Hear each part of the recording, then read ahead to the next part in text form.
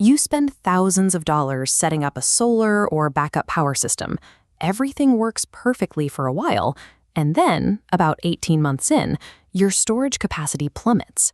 You're looking at the premature death of a very expensive battery bank. The mistake is shopping by the sticker price alone. We usually evaluate energy storage by the upfront cost per kilowatt hour, assuming the lifespan of the battery is a constant. To find the real value, we have to look at the cost per cycle, which measures how much energy you actually get for every dollar spent. Low-cost storage often triggers a hidden loop of constant replacements. You might save $1,000 today, but you'll likely spend $2,000 on replacement hardware and labor over the next 3 years. When you map these options over a 10-year horizon, the math changes. You have one choice with a low entry price that requires repeated replacements, and another with a steep upfront premium that you buy exactly once. Right here, at the 3-year mark, the initially cheap battery becomes the more expensive liability.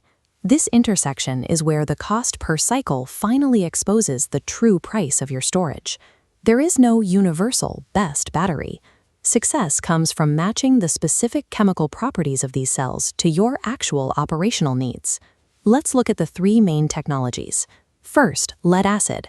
This is the mature, physically heavy incumbent that stays relevant because it is incredibly cheap to purchase.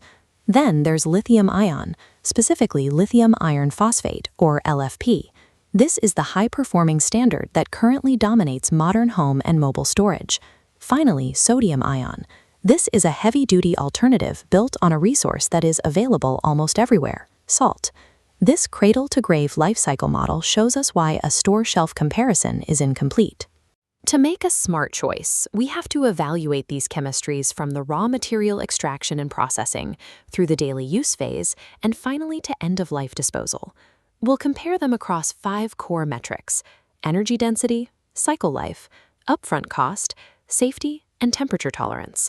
But the specs on the box are secondary to the operational limit that silently kills most home battery systems. Inside a lead-acid battery, energy is stored and released through a chemical reaction between lead plates and a sulfuric acid electrolyte. It's a reliable design, but it has one major limitation for solar users: the depth of discharge. Draining a lead-acid battery below 50% of its capacity causes physical damage. Lead sulfate crystals form on the plates, and if they aren't cleared by an immediate recharge, they harden and permanently reduce the battery's capacity.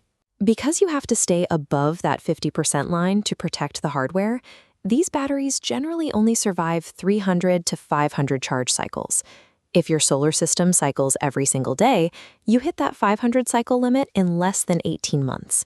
At that point, the battery is chemically exhausted. This chart highlights the environmental cost of that short lifespan. Look at the blue bars for the lead batteries. Manufacturing creates a massive impact. Replacing the bank every 18 months repeats this manufacturing footprint, driving up total emissions.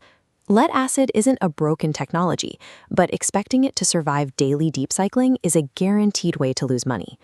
Lithium-ion was designed specifically to bypass the depth of discharge limit.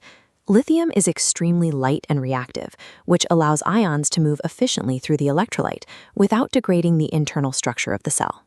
This stability allows you to discharge the battery down to 80 or 90% of its capacity every day without the risk of crystallization or damage. This efficiency shrinks the physical footprint of your system. To get 5 kilowatt-hours of usable power, you'd need a 10 kilowatt-hour lead-acid bank. With lithium, you only need 6 kilowatt-hours of hardware to get the same result. The real payoff is the longevity. These cells are rated for 3,000 to 5,000 cycles, which keeps the system running for over a decade of daily use. They are also better at capturing solar energy. Lithium batteries feature 95% round-trip efficiency, compared to just 75% for lead acid. The trade-off is the entry price. Lithium-ion costs 2 to 2.5 times more upfront and requires a built-in battery management system to keep the cells balanced. You should also distinguish between older NMC chemistries and modern LFP. LFP, or lithium iron phosphate, is significantly more stable and does not present the fire risks associated with earlier lithium designs. For a solar system that cycles every day, the high upfront price of lithium is what secures your investment for the next 10 years. Lithium works well for homes, but it can fail in extreme sub-zero weather or at massive industrial scales. That's the role of sodium-ion.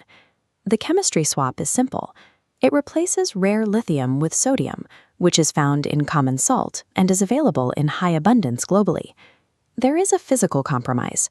Sodium ions are larger than lithium ions, which results in a lower energy density. Because they hold less energy per kilogram, these batteries are much larger and heavier than lithium. They aren't practical for phones or cars, but for stationary storage, weight isn't a factor. The benefit is temperature resilience.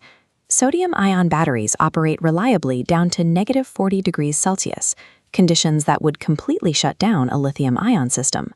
Safety is also a major advantage. These batteries can be discharged to 0 volts for transport without damaging the chemistry, which essentially eliminates the risk of thermal runaway. Sodium-ion is an affordable, weather-proof solution for stationary energy storage, where you have plenty of room but need maximum stability. To pick the right chemistry, you just have to answer 3 qualifying questions about your situation. First, is the physical weight or size of the battery a critical constraint for your project? If yes, for an RV, a portable device, or an EV, lithium-ion is your only viable choice. If you have plenty of space, the next question is frequency. How often will you actually fill and drain the battery? For low-frequency use, like backup for a few emergency power cuts a year, lead-acid is the smart choice. There's no reason to pay for 5,000 cycles if you're only going to use 50. For high-frequency daily use, we look at the environment.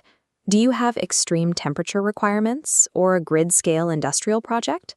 If the answer is no, lithium-ion LFP will give you the best return on investment over a 10-year residential lifespan. If you are dealing with brutal cold or a massive industrial scale, sodium-ion provides the safety and performance you need. Your ideal choice is dictated by your daily operational reality rather than the marketing buzzwords found on a manufacturer's datasheet. Lead-acid for rare emergencies, lithium for daily high-efficiency home use, and sodium for extreme industrial environments. This radar chart shows how these chemistries compare. Their strengths point in completely different directions, meaning they rarely compete for the same job. Stop shopping around for the best battery. Identify your cycle rate, your climate, and your space, and then choose the chemistry that is built to handle them.